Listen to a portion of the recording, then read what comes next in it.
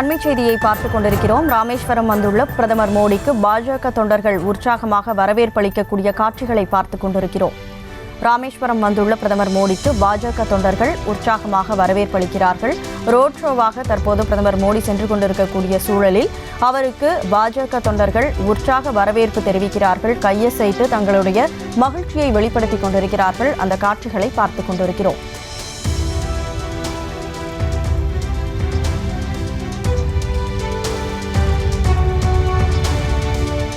ராமேஸ்வரம் வந்துள்ள பிரதமர் மோடிக்கு பாஜக தொண்டர்கள் உற்சாக வரவேற்பு தெரிவித்து வரக்கூடிய காட்சிகளை பார்க்கிறோம். கூடுதல் விவரங்களோடு செய்தியாளர் ராஜேஷ் இணைப்பில் இருக்கிறார். ராஜேஷ், முன்னதாக பிரதமர் ராமநாத சுவாமி கோவில்ல வழிபாடு நடத்தினாரு. இப்போ ரோட் ஷோ போயிட்டு இருக்காரு. அடுத்தடுத்து அவருடைய நிகழ்ச்சி நிரல் என்ன?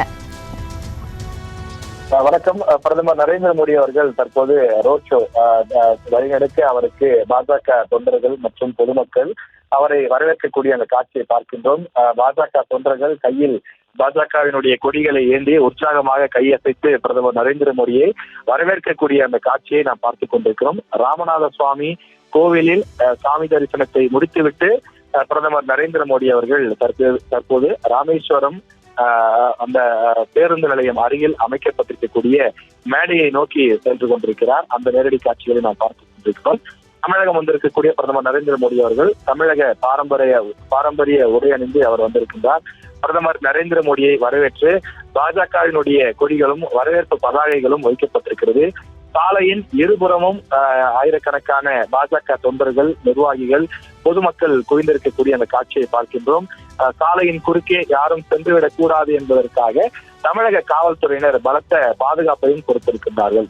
ராமேஸ்வரம் பகுதியை சுற்றிலும் சுமார் 5000 காவலர்கள் பாதுகாப்பிற்காக அவர்கள் நிற்க வைக்கப்பட்டிருக்கிறார்கள். 3 இடங்களில் நடைபெறக்கூடிய நிகழ்ச்சியில் பிரதமர் நரேந்திர மோடி இன்றைய தினம் பங்கேற்கிறார். ஒன்று பாம்பன். அந்த பாம்பனுடைய அந்த புதிய பாலத்தை அவர் திறந்து வைத்தார், நாம் பார்த்தோம். அதனைத் தொடர்ந்து ராமேஸ்வரத்தில் இருக்கக்கூடிய புகழ்பெற்ற சுவாமி கோயில், ராமேஸ்வரம் கோவில், ராமநாத சுவாமி கோவில். இது ராமரே சென்று அங்கு வழிபட்டதாக நம்பப்படுகிறது. எனவே அப்படிப்பட்ட ஒரு சிறப்புமிக்க புனித தலத்தில் தான் சென்று இந்த ராமநவமி நாளிலே, ஒரு முக்கிய நாளிலே வழிபாடு செய்ய வேண்டும் என்பதற்காக அவர் அங்கே சென்று சாமி தரிசனம் செய்ததாக செய்திகள் சொல்கிறார்கள். எனவே அங்கு சாமி தரிசனம் முடித்துவிட்டு பிரதமர் நரேந்திர மோடி அவர்கள் விழா நடைபெறக்கூடிய பொதுக்கூட்ட மேடையை நோக்கி அவர் சென்று கொண்டிருக்கிறார். அங்கு சுமார் 8500 கோடி ரூபாய் மதிப்பிலே பல்வேறு நாட்டிற்கான வளர்ச்சி திட்டங்களை பிரதமர் நரேந்திர மோடி அவர்கள் தொடங்கி வைக்க இருக்கின்றார். நாம் முன்பு குறிப்பிட்டது போல ராமேஸ்வரத்திலிருந்து தாம்பரம் வரையில் இடையிலான ஒரு புதிய ரயில் சேவையை தொடங்கி வைக்க இருக்கின்றார். பல 4 வழி சாலைகள் அதனை அவர் தொடங்கி வைக்க இருக்கின்றார். அது மட்டும் இல்லாமல் ஏற்கனவே முடிவுற்ற சில திட்டங்களை நாட்டிற்கு அர்ப்பணிப்பார் என்றும் தெரிவிக்கப்பட்டிருக்கிறது. சில புதிய திட்டங்களுக்கு அடிக்கல் நாட்டவும் பிரதமர் நரேந்திர மோடி அவர்கள் திட்டமிட்டிருக்கிறார் என்றும் குறிப்பிடுகிறார்கள். எனவே பல்வேறு திட்டங்களை தொடங்கி வைப்பதற்காக பிரதமர் நரேந்திர மோடி காரில் பயணம் செய்து கொண்டிருக்கிறார். ராமநாத சுவாமி கோவிலிருந்து சில கிலோமீட்டர் தூரத்தில் இருக்கக்கூடிய விழா பொதுக்கூட்ட மேடை, ராமேஸ்வரம் பேருந்து நிலையத்திற்கு அருகிலேதான் இந்த ஸ்டேஜ் பொதுக்கூட்ட மேடைக்கு ஏற்பாடு செய்யப்பட்டிருக்கிறது.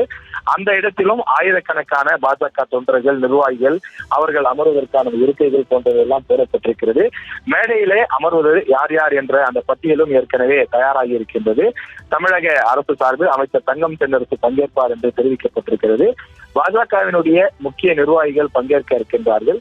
எனவே ரயில்வே துறை சார்ந்த திட்டமும் நெடுஞ்சாலை துறை சார்ந்த திட்டங்களும் பிரதமர் நரேந்திர மோடி அவர்களால் தொடங்கி வைக்கப்பட இருக்கிறது. பிரதமர் 3வது முறையாக பதவியேற்றுக் கொண்ட பின் முதல் முறையாக, அதாவது 2024 நாடாளுமன்ற தேர்தல் வெற்றிக்கு பிறகு முதல் முறையாக தமிழகம் வருகிறார் என்பதனாலே முக்கியத்துவம் வாய்ந்த ஒன்றாக பார்க்கப்படுகின்றது. அதுவும் ராமேஸ்வரம் பகுதி மக்களால் பெரிதும் எதிர்பார்க்கப்பட்ட அந்த பாம்பன் பாலம் அது புதிதாக இன்றைய தினம் திறக்கப்பட்டிருக்கிறது. பழைய பாலம் அப்படியே இருக்கின்றது. இது புதிய டெக்னாலஜிகள், லேட்டஸ்ட் டெக்னாலஜி நிறைய பயன்படுத்தப்பட்டு புதிய பாம்பன் பாலம், தூக்கு பாலம் திறக்கப்பட்டிருக்கிறது. ஒரே நேரத்தில் அந்த ரயில் செல்வதற்கான ஏற்பாடு இருக்கின்றது. அந்த ரயில் சென்று விட்ட பிறகு தூக்கு பாலம் தூக்கி அதன் பிறகு சரக்கு போக்குவரத்து கப்பல்கள் செல்வதற்கு வாய்ப்புகள் இருக்கின்றது. எனவே அது தொடர்பான சோதனை ஓட்டங்கள் எல்லாம் நிறைவு பெற்றிருக்கக்கூடிய நிலையில அந்த திட்டம் இன்று முதல் செயல்பாட்டிற்கு வருகிறது. அது மட்டும் இல்லாமல் ராமேஸ்வரம் முதல் தாம்பரம் வரையிலே புதிய ரயில் திட்டமும் இன்று முதல் செயல்பாட்டுக்கு வருகிறது.